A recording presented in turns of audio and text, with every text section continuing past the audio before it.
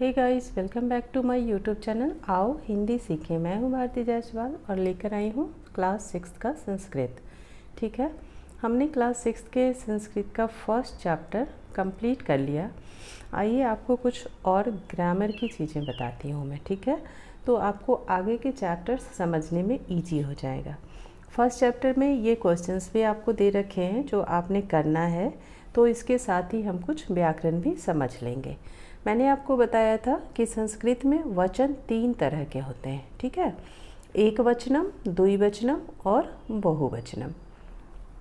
इसी से related questions आपको दे रखे हैं इन्होंने और ये आपको फिलअप करने हैं। ठीक है, तो हम वचन के अकॉर्डिंग फिलअप करेंगे और समझते भी चलेंगे साथ के साथ। ठीक है, चलिए।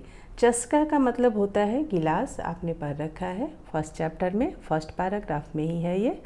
तो चस्का मीन्स होता है गिलास। एक गिलास हो गया यहाँ क्योंकि ये एक वचन में है। ठीक है, तो एक वचन में चस्का लिखा और द्विवचन में क्या हो जाएगा, चस्कौ। ठीक है, तो आप यहाँ पे लिखेंगे चस्कौ। इसका मतलब हो गया 2 गिलास की बात हो रही है। ठीक है, तीसरा है आपका चस्का, यानी 2 से ज़्यादा गिलासें। क्लियर।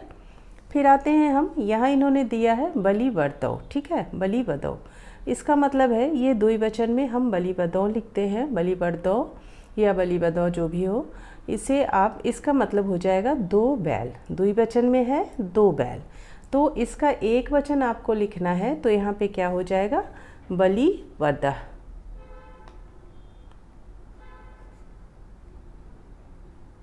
बलिवर्द। ठीक है, और आप बहुवचन में इसको क्या लिखेंगे, ठीक इसी की तरह आप लिख देंगे बलिवर्दा। बलि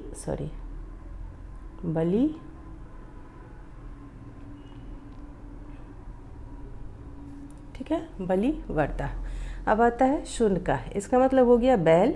एक बैल के लिए हम लिखेंगे बलिवर्दा, 2 बैल के लिए बलिवर्दौ और 2 से ज़्यादा बैल के लिए बलिवर्दा।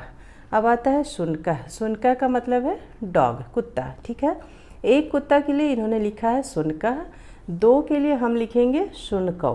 ठीक है, 2 कुत्ते यानी 2 वचन हो गया तो शुनकौ, और बहुत सारे कुत्ते यानी बहुवचन तो हो गया शुनका।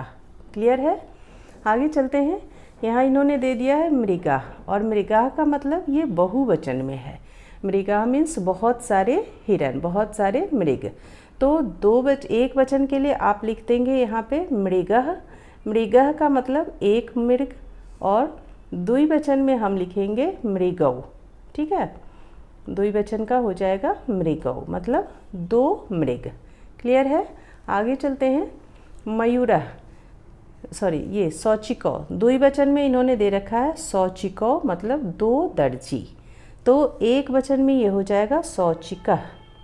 ठीक है,